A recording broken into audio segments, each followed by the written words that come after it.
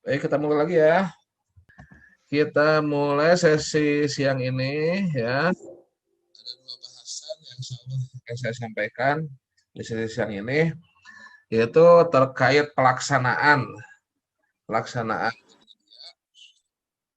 Saya akan review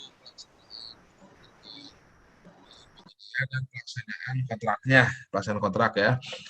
Sebagai gambaran ini slide materi 8 terkait pelaksanaan melalui penyedia barang jasa ya. Nah, tadi kan kita sudah bahas secara umum ya, bagaimana melaksanakan proses pemilihan penyedia. Nah, ini saya akan review lagi ya. Saya akan coba ulang lagi. Ya, kalau mengulang kan insya Allah bisa lebih mantap ya pemahamannya. Oke, agar hal-hal yang ada yang terlewat atau ada yang kurang, nah mudah-mudahan bisa didetailkan di materi sini ya. Baik, pelaksanaan penyedia.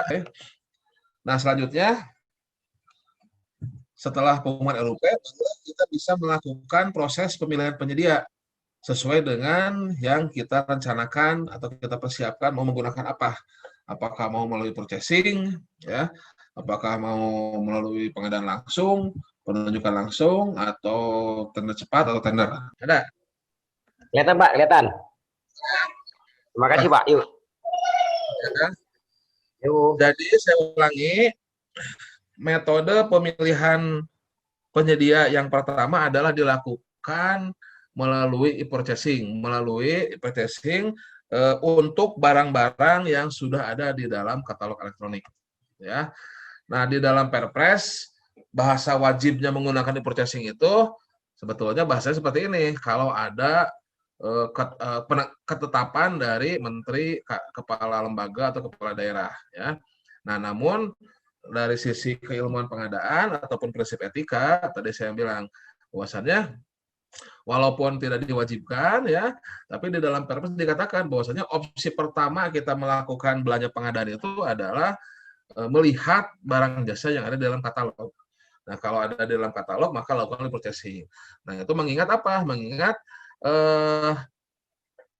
untuk pengadaan-pengadaan yang resiko rendah, pengadaan-pengadaan yang nilainya kecil atau bisa dikonsolidasikan, ya tentunya pokja pemilihan atau sumber daya pengelola pengadaan itu jangan sampai habis untuk memikirkan atau melaksanakan pengadaan-pengadaan yang risiko rendah. Harusnya Pokmil itu fokus di tender yang strategis, yang nilainya besar, yang risikonya tinggi. Nah, mereka fokus di sana. Ya. Untuk barang-barang yang sudah ada di dalam katalog elektronik, ya lakukanlah purchasing. Itu ya. Nah, selanjutnya selain di purchasing ada yang namanya langsung penunjukan langsung ya. Mestinya pengadaan langsung dulu. Ada yang namanya pengadaan langsung untuk nilai sampai dengan 200 juta. Nah, caranya bagaimana? Nah, pengadaan langsung sebetulnya dengan penunjukan langsung mirip ya. Sorry.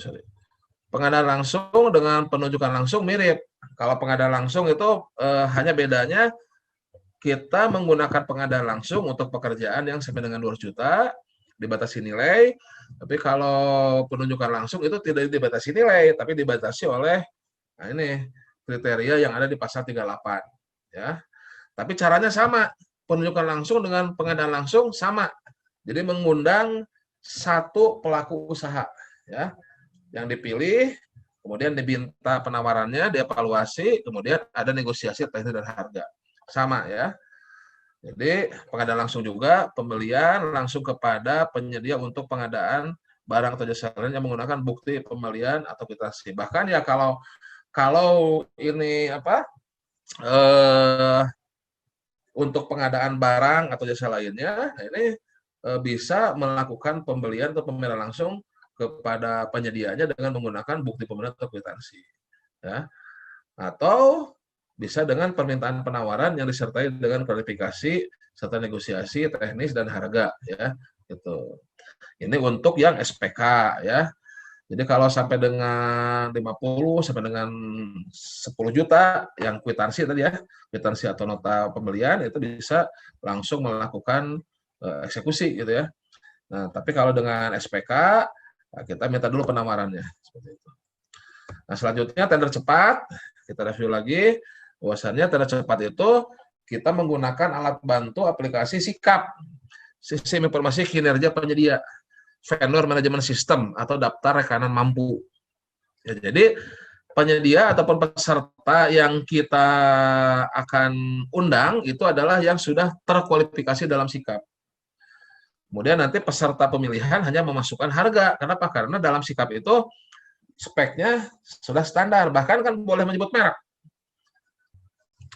Kemudian proses penawaran harga otomatis dilakukan oleh aplikasi berdasarkan harga terendah. Kemudian bisa melakukan yang namanya e-reverse auction, e-reverse itu ya, itu tercepat. Nah, kemudian untuk tender ataupun seleksi tadi juga sudah dibahas, ada kurang lebih 7 tahapan ya, 7 tahapan. Sebetulnya tadi yang saya bilang e-purchasing itu sebetulnya ada tahapan ini juga, cuman kan sudah dilakukan oleh Pokja pemilihannya. Ya, di katalog itu barang sama penyedia katalog tidak serta-merta muncul. Itu. Nah, itu oleh Pokja pemilihan sudah dilakukan pemilihan penyedianya dan barang jasanya agar masuk ke dalam katalog elektronik. Nah, e-purchasing itu tinggal eksekusi saja. Pengadaan langsung, penunjukan langsung ada tahapan ini juga, mengundang juga, ya, memberikan penjelasan juga kalau diperlukan dan sebagainya. Nah, kalau tender ya tentunya langkah-langkah itu ya harus semuanya dilakukan. Ya, kalau prakualifikasi tadi 7 tahapan ini 2 kali kan ya, pengumuman, pendaftaran, penjelasan, penyampaian dokumen, evaluasi dan hasil pengumuman. Nah, ini 2 kali kan di tabel ini kelihatan 2 ya, di tabel ini dilakukan 2 kali gitu ya. Ini 7 tahapan di sini. 7 sini. Wah, ini agak susah pakai pensil nih. Pakai mouse ini 7 ini 7. Nah, ini 7 kali 2 ya. 7 kali 2. Nah, kurang lebih seperti itu. Ini 7 tahapan, 7 tahapan ya. Selanjutnya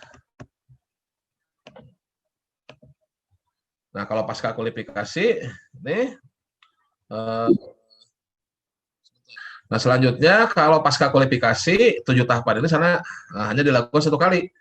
Pengumuman, pendaftaran, pemberian penjelasan, pemasukan dokumen, apakah 1 file ya ini. Nah, kalau 2 file tentunya penyampaian dokumennya itu sekali, dibukanya 2 kali gitu kan. Kalau 2 tahap, memasukkannya 2 kali, membukanya 2 kali juga. Kemudian proses dokumen penawaran ya. Kalau dia pasca kualifikasi, nah berarti ada dokumen kualifikasi juga di dalamnya. Kalau pasca kualifikasi ya, karena pekerjaan sederhana, 1 file. Tuh, pengumuman, sanggah banding untuk konstruksi. Ya, tuh.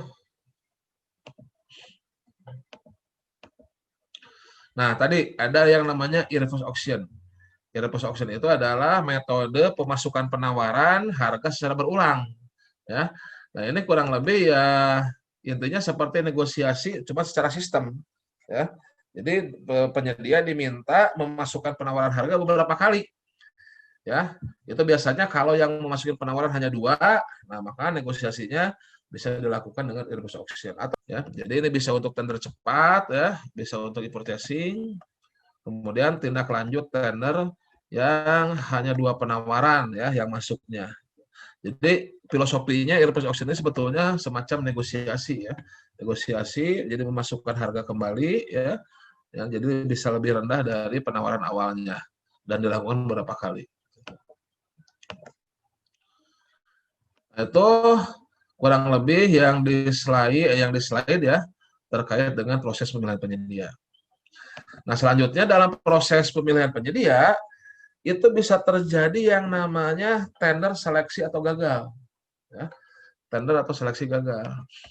Nah, apabila terjadi kegagalan, ya apa yang dilakukan sebelumnya penyebabnya apa ya? Nah, ini penyebabnya nih.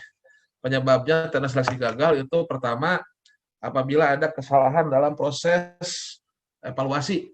Ya, jadi harusnya misalkan ini diluluskan ternyata malah digugurkan. Ya, atau ada persyaratan yang signifikan ternyata belum terakomodir ya. Nah, ini bisa kita melakukan evaluasi penawaran ulang. Kemudian apabila di dalam dokumen pemilihan tidak sesuai dengan ketentuan Perpres ya. Itu tentunya ya harus ada pemasukan ulang dengan memperbaiki dokumen dulu ya. Negosiasi biaya tidak tercapai ya, penawaran ulang.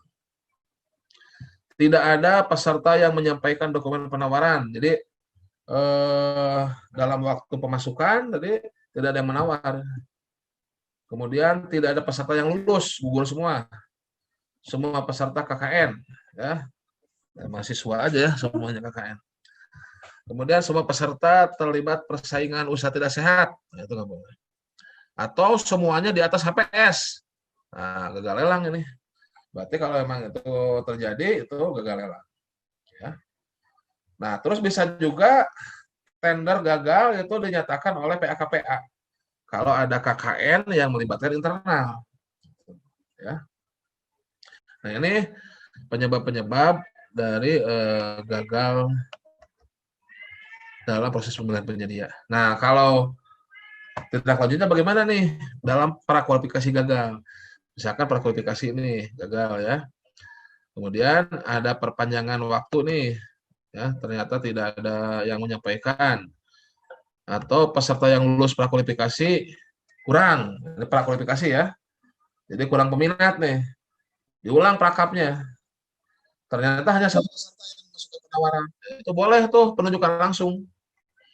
Tapi tentunya dilakukan prakualifikasi ulang itu dengan kajian terlebih dahulu ya. Kita harus evaluasi proses kita nih. Kenapa kok tidak ada yang mendaftar prakualifikasi? Apakah ada persyaratan yang memang terlalu tinggi untuk penyediaannya?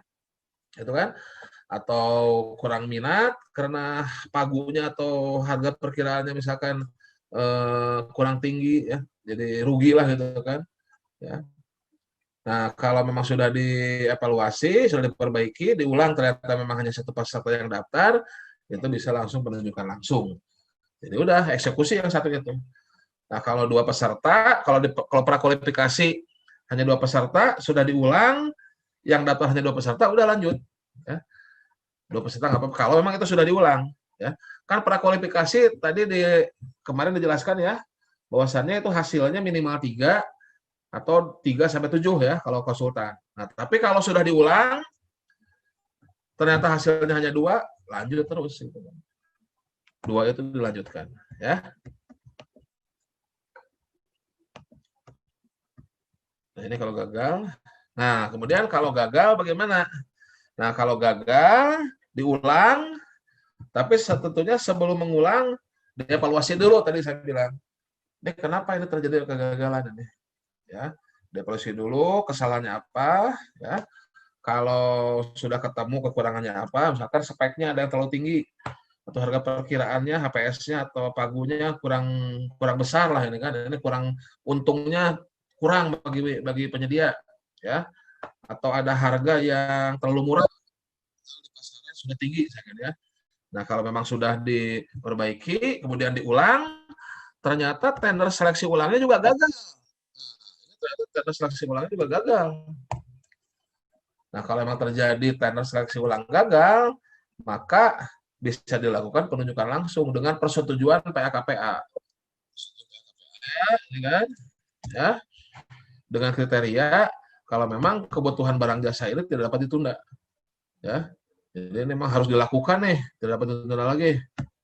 Misalkan ya terkait dengan kebutuhan masyarakat ya, ini bisa menghambat kegiatan pembangunan atau menghambat kegiatan ekonomi masyarakat, nah, itu silakan. Atau tidak cukup waktu tendernya, sudah ya dan ya, bukan atau dan berarti dua-duanya ini harus terpenuhi. Nah, itu boleh melakukan penunjukan langsung, ya.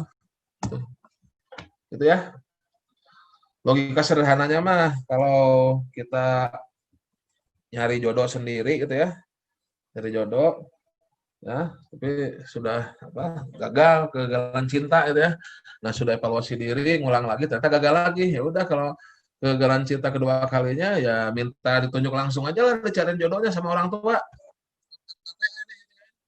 Tunjuk langsung gitu kan. Nah, selesai sudah gitu kan. Kenapa? Karena kebutuhan tidak dapat ditunda, terus nyari-nyari lagi dengan tender atau seleksi udah nggak ada waktu ya, lakukan penunjukan langsung. ya, terkait proses pemilihan penyedia. Oke. Selanjutnya kita masuk ke pelaksanaan kontrak. Nah, ini pelaksanaan kontraknya. Kontrak. Oke. Nah, jadi setelah pengumuman dari proses pemilihan penyedia, ya, muncullah peranan pejabat pembuat komitmen di sini. Muncullah peranan pejabat pembuat komitmen. Nah, peranan pejabat itu dimulai dengan mengeluarkan SPPBJ, ya. Dimulai dengan mengeluarkan SPPBJ. SPPBJ itu apa? Surat penunjukan penyedia barang jasa. Ya. Oke. Ada pertanyaan. Seleksi ulang berapa kali gagal baru penunjukan langsung? Seleksi ulang ya diperbolehkan penunjukan langsung sebetulnya pertama kali seleksi atau tender gagal. Terus diulang sekali. Nah, diulang sekali kalau gagal lagi itu sudah boleh penunjukan langsung. Sudah boleh. Ya, atas persetujuan dari PA atau KPA. Tapi tentunya tadi itu sebelum melakukan seleksi atau tender ulang harus dievaluasi dulu, evaluasi diri nih. Kenapa ini kok bisa gagal gitu kan? Kenapa bisa gagal? Apakah spesifikasinya tadi terlalu tinggi gitu kan? Kita wajah pas-pasan, ingin spesifikasinya yang tinggi, ya susah jadinya kan gagal. Kalau spesifikasinya terlalu tinggi, padahal kebutuhannya biasa-biasa saja, kita turunkan spesifikasi. Atau tadi harga perkiraannya, pagu anggarannya gitu kan? Nah, pagu anggarannya ibaratnya kita yang tinggi, tapi pagu anggarannya kurang. Ya, itu bisa revisi dulu. Bisa revisi spek, revisi HPS ya. Atau mungkin ada persyaratan administrasi yang terlalu memberatkan atau pasal administrasi yang tidak sesuai dengan kondisi di lapangan. Nah, dikoreksi dulu. Kalau memang sudah ketemu permasalahannya apa, baru lakukanlah tender atau seleksi ulang. Nah, terus ternyata tender atau seleksi ulang ternyata gagal lagi. Nah, itu dikaji lagi. Oh, ternyata masih ada persyaratan yang kurang sempurna. Itu bisa aja diulang lagi, bisa. Kalau memang ketemu, oh ini harusnya nih ada persyaratan yang ini terlalu berat nih izin ini misalkan ya. Ini di lapangan nggak ada sebetulnya, makanya gagal lagi. Kalau masih ada waktu untuk melakukan tender atau seleksi, itu bisa dilakukan ulang lagi. Jadi sebetulnya tidak ada batasan ya untuk melakukan tender atau seleksi ulang. Ya cuma kalau mengulang-ulang terus ya habis waktu kan. Gitu, ya. Nah sebetulnya sekali seleksi atau tender ulang, sekali diulang terus gagal, itu boleh penunjukan langsung. Kalau tadi itu, kalau memang ini tidak dapat ditunda kebutuhannya, nah kemudian kalau melakukan tender atau seleksi lagi tidak akan mencukupi. Atas persetujuan dari PA, ya.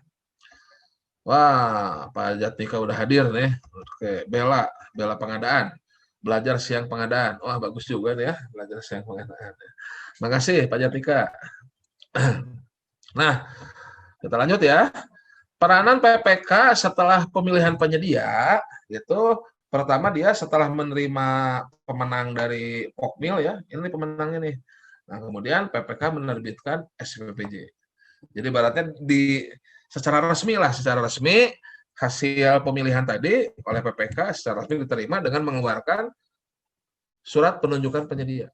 Nah, setelah penyedia memperoleh surat penunjukan, untuk berkontrak dengan PPK, penyedia harus membuat jaminan pelaksanaan. Yang kemarin kita bahas ya. Jadi pas berkontrak itu, tanda tangan kontrak, penyedia harus menyerahkan jaminan pelaksanaan.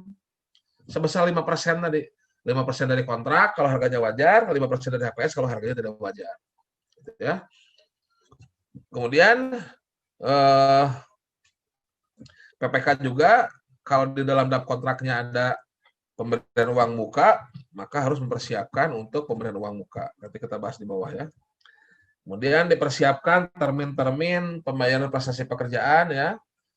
Dan kemudian juga kalau nanti dalam perjalanan, seperti pertanyaan Pak siapa tadi Nedi ya, ada perubahan kontrak, diperlukan perubahan kontrak, maka ini harus dipersiapkan ini. Dari sisi kajian teknisnya, kan? Kenapa diperlukan perubahan kontrak ya.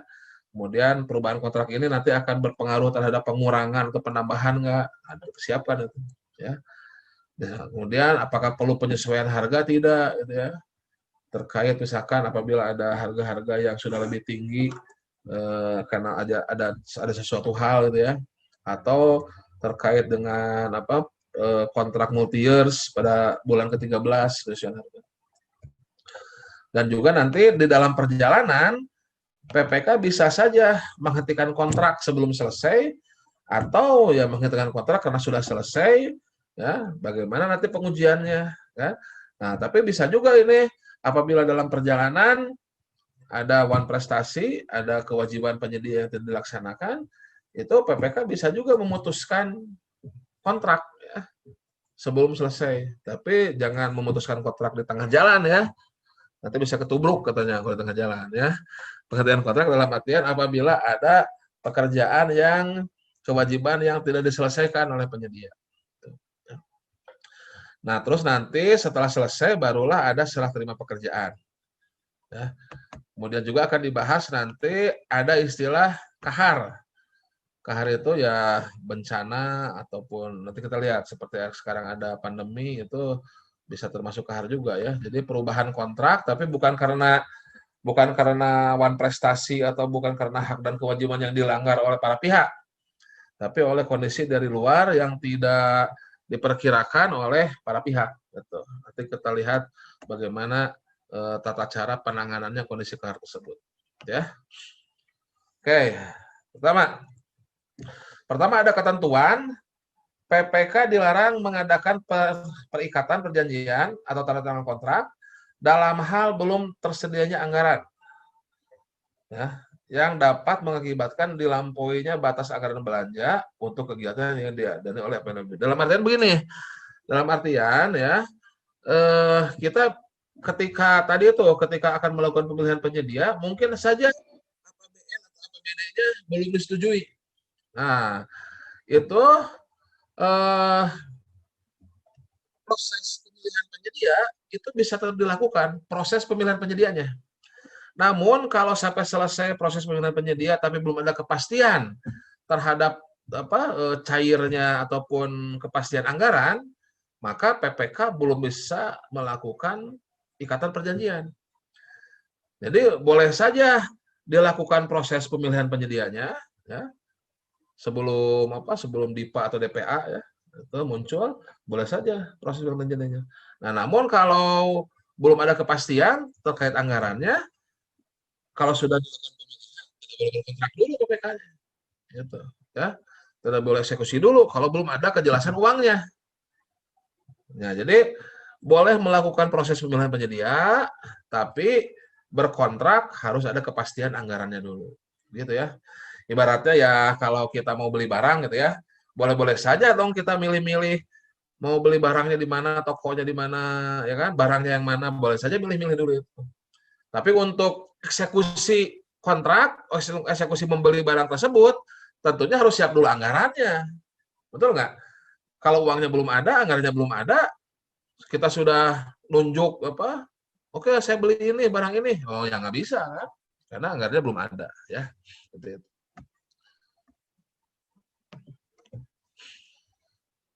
Selanjutnya apa nih?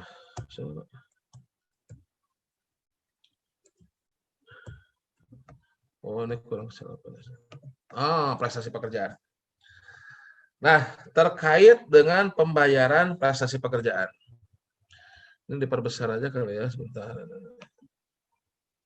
Nah, terkait pembayaran prestasi pekerjaan. Ya. Jadi PPK dapat memberikan pembayaran prestasi pekerjaan ya itu sesuai dengan kontrak, apakah ada terminnya ya, apakah ada terminnya 1, 2, 3 atau sekaligus itu bagaimana. Nah, namun apabila penyedia mengambil uang muka, tentunya pembayaran ke penyedia tersebut dikurangi dengan pengembalian uang muka. Misalkan di awal ada uang muka 30% atau 10%. Nah, 10% itu dikembalikan ke PPK. Kalau 3 termin berarti 10% tadi dibagi ke 3 termin untuk pengembaliannya. Contohnya begini, contohnya sederhananya misalkan dikasih uang, misalkan nilai kontraknya 1 miliar, misalkan ya 1 miliar. Diberikan uang muka misalkan 30 juta lah misalkan ya, kecil 30 juta. Termin pembayarannya 3 kali, misalkan 3 kali ya. 300 juta, 300 juta, 400 juta misalkan 3 kali gitu ya. Nah, pembayaran 300 juta itu ketika dibayarkan pada termin pertama dikurangi dengan pengembalian 30 juta. Nah, 3 kali termin dikembalikan 10 juta ya, 10 juta, 10 juta. Jadi yang akan dibayarkan di termin pertama itu dikurangi dengan 10 juta untuk pengembalian uang muka. Jadi hanya 250 juta. Termin kedua 300 juta dikurangi pengembalian uang muka 10 juta. Termin ketiga terakhir dikurangi juga dengan pengembalian uang muka. Atau bisa juga ada denda. Nah, ada denda ya. Kalau ada denda keterlambatan ya atau denda lainnya yang tertuang dalam kontrak, maka dikurangi dengan denda untuk pembayaran prestasi pekerjaan. Kemudian ada istilah retensi. Nah, ini retensi. Retensi ini sebetulnya ya pengganti dari jaminan pemeliharaan. Jadi statusnya retensi ini sama dengan jaminan pemeliharaan statusnya ya. Retensi ini statusnya sama dengan jaminan pemeliharaan. Nah, apa bedanya? Kalau retensi itu berarti pembayarannya itu hanya 95%. Retensi pembayarannya hanya 95%. Nah, sedangkan 5%-nya ditahan untuk masa pemeliharaan, untuk menjamin masa pemeliharaan. Nah, kalau dibayarnya 100%, berarti harus memberikan jaminan 5%. Ya. Jadi masa pemeliharaan itu, ulangi ya, masa pemeliharaan itu bisa di-cover dengan jaminan pemeliharaan 5%. Nah, berarti kalau di ujung kontrak, misalkan Agustus kontrak habis, terus ada pemeliharaan 3 bulan. Nah, ketika kontrak habis, pekerjaan selesai, selama masa pemeliharaan 3 bulan, September, Oktober, November, nah itu harus ada cover jaminan pemeliharaan sebesar 5%. Nah, kalau menggunakan jaminan, kalau penyedia memberikan jaminan 5%, ya, berarti dibayarkannya 100%. Tapi bisa juga penyedia tidak mau menggunakan jaminan pemeliharaan. Nah, berarti dia hanya dibayar 95%. 5%-nya dipegang dulu oleh PPK ibaratnya, bukan oleh PPK, masih di kas daerah belum diambil sebagai retensi pengganti jaminan pemeliharaan gitu ya. Jadi ada istilah retensi sebagai pengganti dari jaminan pemeliharaan. Kemudian, nah ini pelaksana konstruksi ya itu bisa juga dia menyerahkan sebagian pekerjaannya kepada subkontraktor ya.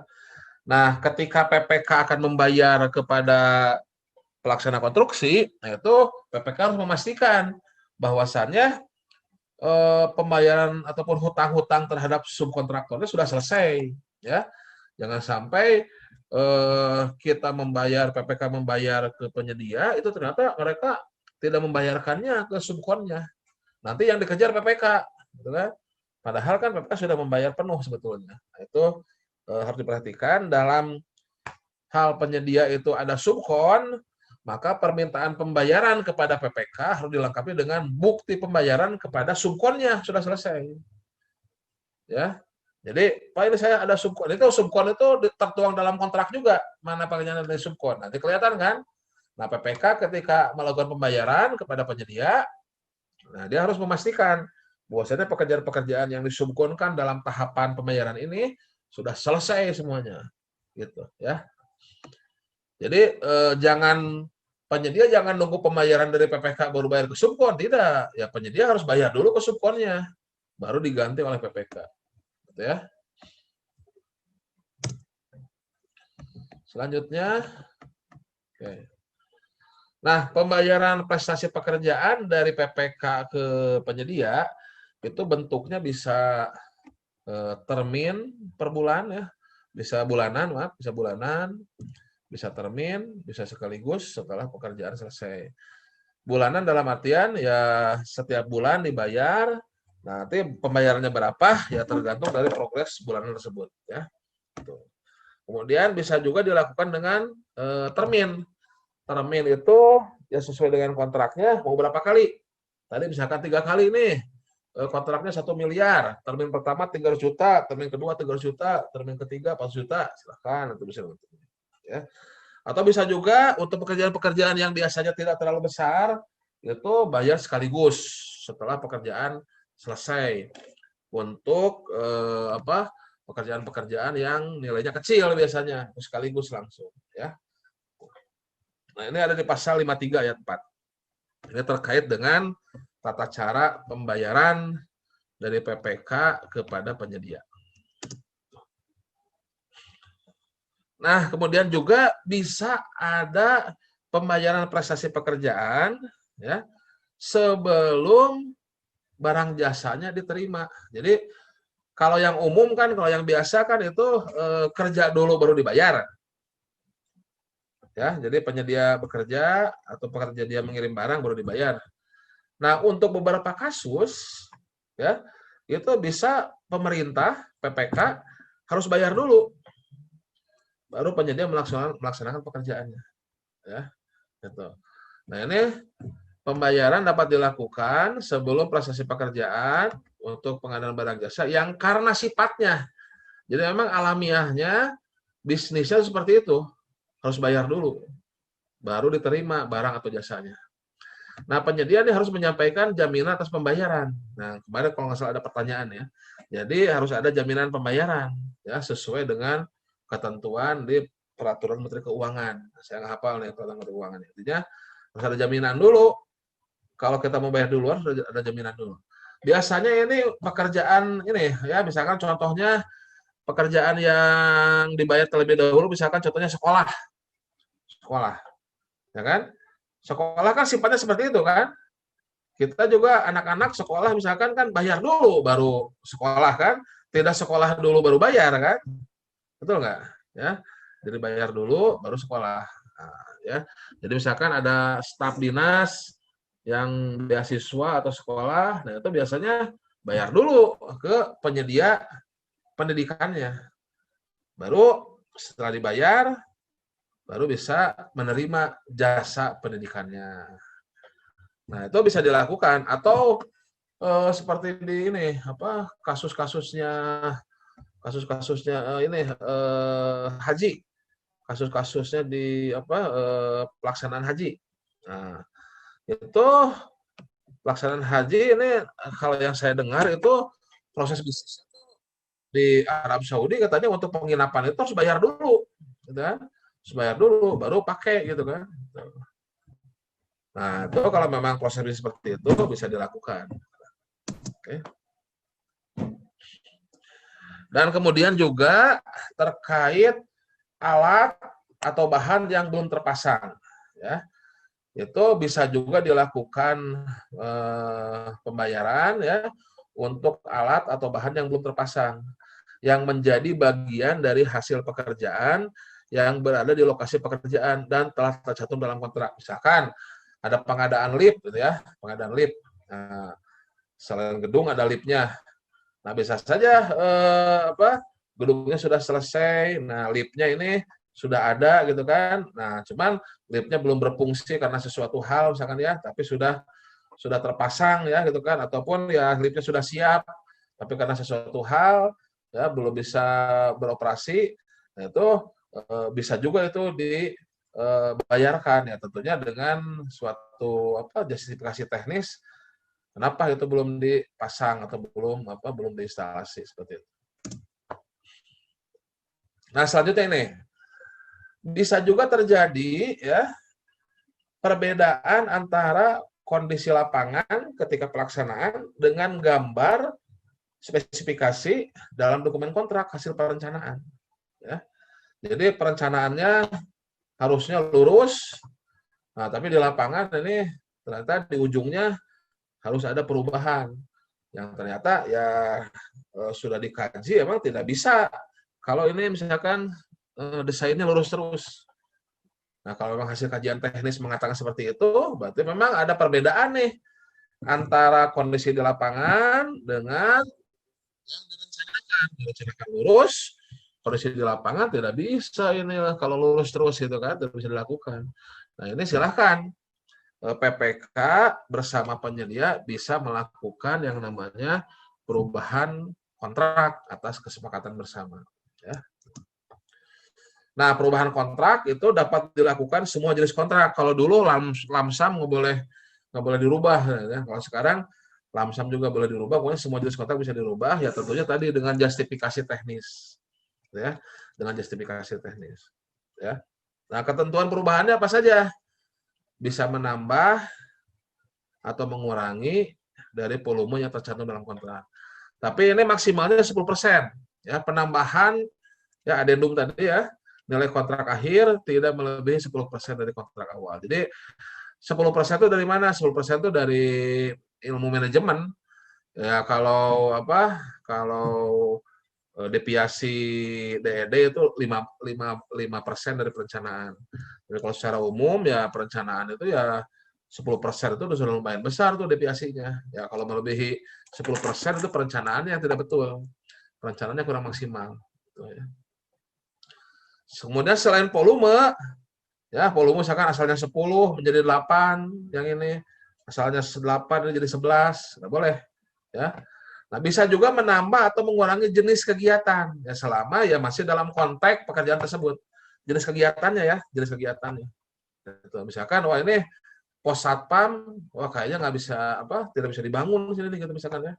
Digantikan dengan misalkan asalnya pos satpamnya agak besar, ya digantikan dengan pos jaga atau sederhana saja gitu kan, sehingga tidak ada ruangan-ruangan yang lainnya gitu kan. Jadi yang hanya buat sekedar jaga saja, tidak bisa sambil duduk-duduk. Nah, itu bisa saja mengurangi jenis kegiatan.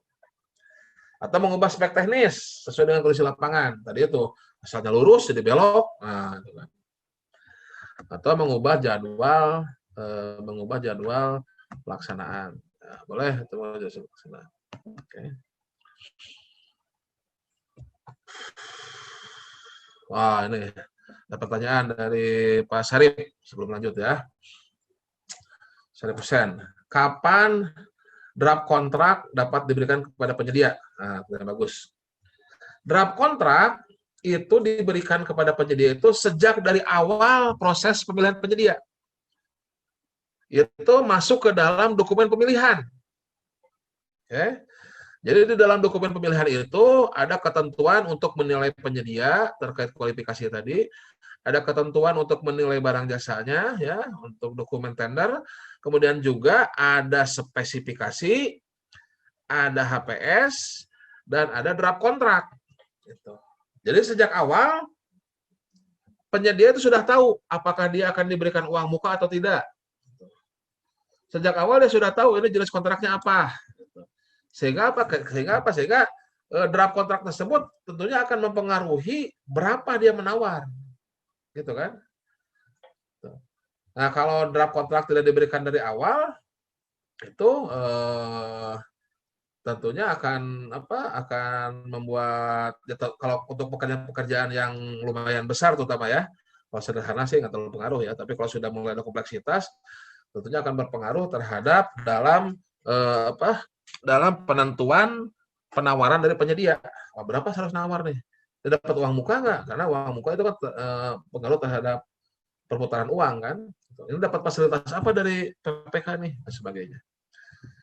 Nah kemudian draft kontrak itu dapat dinegosiasikan atau tidak? Bisa. Gitu. Ketika finalisasi untuk tanda tangan kontrak bisa dinegosiasikan. Nah cuman perubahan-perubahan dalam kontrak, nah saya bilang itu tidak boleh mencederai proses pemilihan.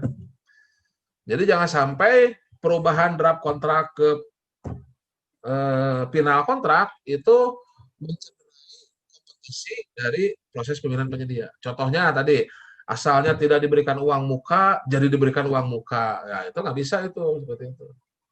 Kenapa? Karena itu mencederai proses pemilihan. Ya. Klausul-klausul mana dalam kontrak yang dapat dinegosiasikan? Yaitu tergantung gitu ya. Ya bisa banyak gitu ya. Misalkan masalah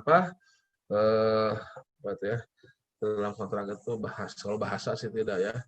Ya, misalkan dalam ini fasilitas yang diberikan ya, diberikan dari PPK, gitu kan. Apakah kan bisa saja kita minta satu ruangan di kantornya gitu kan untuk bisa koordinasi dengan cepat hal gitu. Itu sih relatif ya tergantung situasi kondisi di lapangan gitu ya. Terkait teknis bisa juga terkait teknis misalkan sewa alat segala macam gitu kan, menggunakan alat dari dinasnya gitu kan. Itu hal-hal teknis bisa. Ataupun ya terkait klausul-klausul kontrak, cuman tadi itu jangan sampai mencederai proses pemilihan penyedia. Gitu ya. Dalam kondisi apa penyedia dan PPK bisa melakukan adendum jadwal pelaksanaan. Nah, adendum jadwal pelaksanaan tadi itu konsep awal perubahan kontrak itu kan ketika ada hal-hal yang eh, di luar ataupun di luar yang direncanakan ya. Jadi antara pelaksanaan dengan perencanaan ada perbedaan ya kan. Direncanakan eh, 1 bulan gitu kan ya, tapi ternyata ada kondisi di lapangan yang menyebabkan eh, 1 bulan tidak tercapai dan itu di luar kewenangan baik penyedia ataupun PPK. Nah, itu tentunya penyedia dengan PPK bisa melakukan negosiasi. Atau bisa juga permintaan perubahan jadwal itu dari PPK. PPK minta dipercepat misalkan. PPK minta di expedite bisa dipercepat gitu kan dalam proses pelaksanaannya misalkan. Mungkin karena ada tadi ada tiba-tiba ada kegiatan yang mendadak sehingga kegiatan ini harus didahulukan dengan cepat. Nah, itu bisa juga tuh meminta apa? Meminta negosiasi ataupun meminta adendum perubahan jadwal pelaksanaan. Nah, tentunya nanti apakah ada penambahan biaya atau bagaimana, yaitu diskusikan ya. Nanti apa dari permintaan lebih cepat itu apa konsekuensinya nih. Nah, itu dari hasil kajian teknis tentunya masalah dieksekusi tambah kurangnya kita lihat hasil kajian teknis. Gitu ya. Jadi intinya perubahan kontrak kita bisa lakukan ya kalau memang dari hasil perencanaan sebelumnya, nah ini apabila ada perbedaan antara kondisi di lapangan dengan yang sudah ditentukan dalam dokumen kontrak, dalam hasil perencanaan. Jadi dokumen kontrak kan hasil perencanaan kan, di kontrak maunya begini, hasil perencanaan maunya begini, ternyata dalam pelaksanaan di lapangan ada perbedaan. Nah, dimulai dengan kajian teknis, ya. Nah, selanjutnya dari hasil kajian teknis bisa ada permohonan untuk perubahan kontrak, apakah terkait kuantitas, apakah terkait spek teknis atau jadwal.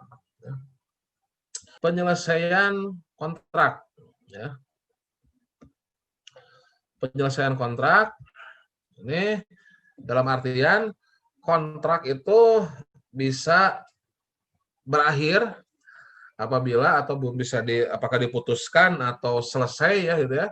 Pertama apabila ada kegagalan menyelesaikan pekerjaan sampai masa akhir kontrak ya. Nah, jadi habis kontrak misalkan ya. Nah, terus penyedia gagal menyelesaikan pekerjaan. Nah, itu PPK itu bisa mengakhiri kontrak. Namun sebelum PPK melakukan pengakhiran kontrak karena habis sudah waktunya dan penyedianya belum selesai, PPK ada opsi melakukan penilaian terhadap kemampuan penyedia.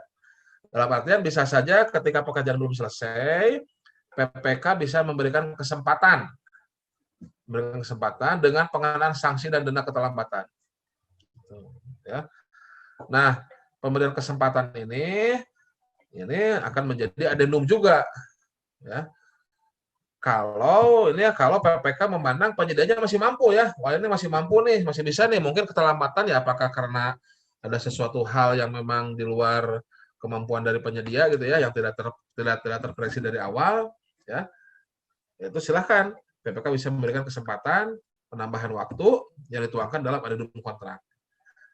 Namun ya karena ini keterlambatan, tetap diberikan sanksi atau denda keterlambatan 1/mil ya, 1/mil. Pemberian kesempatan kepada penyedia untuk menyelesaikan pekerjaan dapat melampaui tahun anggaran. Nah, kemudian ini case-nya kalau sudah selesai. Kalau sudah selesai, ya apabila pekerjaan lancar, sudah selesai, ya setelah barang jasa hasil pekerjaan sesuai kontrak, selesai 100%, sesuai ketentuan ya, maka penyedia dapat mengajukan permintaan secara tulis kepada PPK untuk serah terima pekerjaan. Ya. Nah, kemudian PPK melakukan pemeriksaan. Jadi bukan PPHP ya, bukan PJPHP yang melakukan pemeriksaan, tapi PPK. PPK yang bertanggung jawab terhadap hasil pekerjaan, terhadap hasil pekerjaannya. Tuh, ya. Nah, PPK melakukan pemeriksaan terhadap barang jasa yang telah diselesaikan oleh penyedia. Ya. Nah, sedangkan pejabat pemeriksa hasil pekerjaan itu hanya memeriksa secara administratif. Ya, secara administratif, misalkan mulai dokumen perencanaannya ya, dokumen perencanaan, spesifikasi, harga perkiraan, dokumen pemilihan ya, terus apabila ada sanggahan, mana surat sanggahannya, jawabannya, kemudian draft kontraknya, tanda tangan kontraknya, jaminan-jaminannya. Nah, itu fungsi dari PJPHP ya. Nah, kemudian setelah PPK melakukan pemeriksaan terhadap barang jasa yang diserahkan oleh penyedia, kalau sudah oke, PPK dan penyedia menandatangani berita acara serah terima pekerjaan yang diserahkan kepada pejabat kepada pengguna anggaran. Nah, ini selesai nih serah terima hasil pekerjaan. Ya. Ketentuannya apa saja? PPK udah selesai tadi membuat berita acara dengan penyedia, menyerahkan barang jasa atau hasil pekerjaan kepada PHKPA. Jadi serahkan kepada PHKPA, kepada user. Kemudian PHKPA meminta PJPHP untuk tadi melakukan pemeriksaan administratif terhadap barang jasanya. Ya.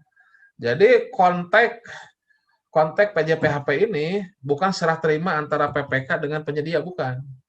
Tapi serah terima antara PPK dengan PA. Serah terima dari PPK, dari pejabat pembuat komitmen, PIMPRO, kepada user. Itu PJPHP ya. Jadi memeriksa administratif terhadap barang jasa. Meliputi dokumen, penganggaran, perencanaan, bahkan administratif penetapan PPK ini ya, penetapan organisasi pengadaan, dokumen perencanaan, RUP, persiapan, pemilihan penyedia, dokumen kontrak dan perubahannya, serta pengendaliannya. Nah, lengkap ini. Ya, ini lebih administratif. Ini sebetulnya PJPHP itu ya mengumpulkan semua data pengadaan, ya, serta dokumen serah terima hasil pekerjaan. Hasil pemeriksaan dituangkan dalam berita acara pemeriksaan pekerjaan dari PPK ke PAKPA. Kalau serah terima hasil pekerjaan dari penyedia ke PPK, yaitu PPK dengan penyedia yang membuat, bukan PJPHP atau PPHP. Itu konteksnya ya. Nah, kemudian ini terakhir untuk pelaksanaan kontrak, yaitu terkait dengan kondisi ataupun keadaan kahar. Ya. Nah, kahar ini adalah suatu keadaan yang terjadi di luar kehendak para pihak. Ya, para pihak dalam kontrak, ya, para pihak dalam kontrak berarti penyedia ataupun PPK, tidak di luar kehendak dari penyedia ataupun PPK, yang tidak dapat diperkirakan sebelumnya. Tidak dapat diperkirakan, bukan tidak diperkirakan, tapi tidak dapat diperkirakan. Sehingga kewajiban dalam kontrak tidak dapat dipenuhi, jadi batal kewajibannya itu. Ya. Misalkan tadi ada bencana alam, bencana sosial, itu kahar, ada tsunami, gitu kan, sebagainya. Nah, ketika terjadi hal ini, ketika terjadi kahar, maka pelaksanaan kontrak dapat dihentikan. pelaksanaan kontrak dapat dihentikan. Mana tadi saya screen-nya, maaf. Oke. Maaf.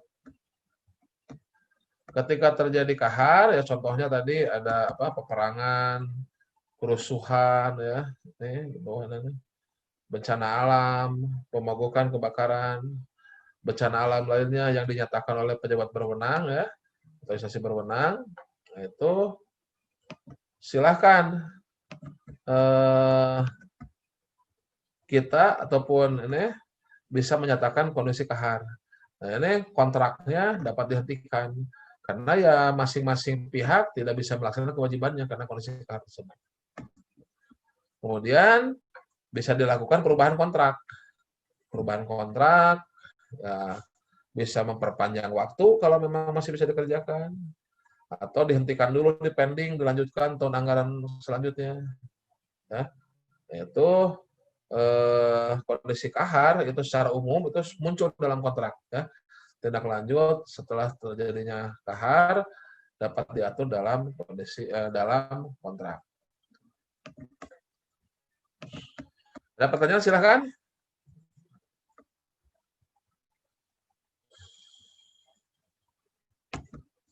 Dalam kontrak ada yang namanya kahar. Contohnya apa saja dan bagaimana kalau syarat pelaksanaan tahun anggaran. Ya tadi contohnya tadi ini peperangan, kerusuhan, revolusi, bencana alam, COVID itu ya, kebakaran ya, dan bencana lainnya. Nah ini kondisi tersebut harus dinyatakan oleh pejabat instansi yang berwenang. Berwenang itu misalkan ya kalau sekarang ada bencana COVID berarti ya dari BNPB gitu ya. Gitu. Pemogokan ya berdampaknya berarti harus ada dari dinas yang terkait dengan tenaga kerja gitu, ya. Oke.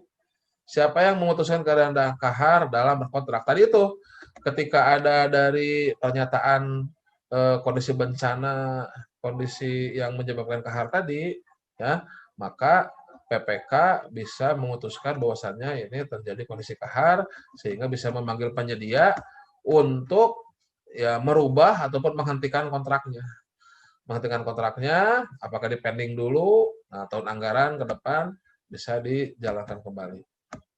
Gitu ya, untuk terjadi kondisi kahar. Ada pertanyaan lain, silakan. Terkait pelaksanaan kontrak, ya.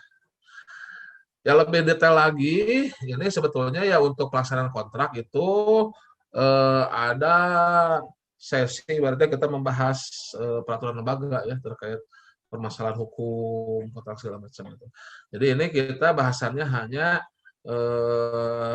pelaksanaan pemilihan penyedia dan pelaksanaan berkontrak yang diatur ketentuannya di dalam Perpres 16 2016.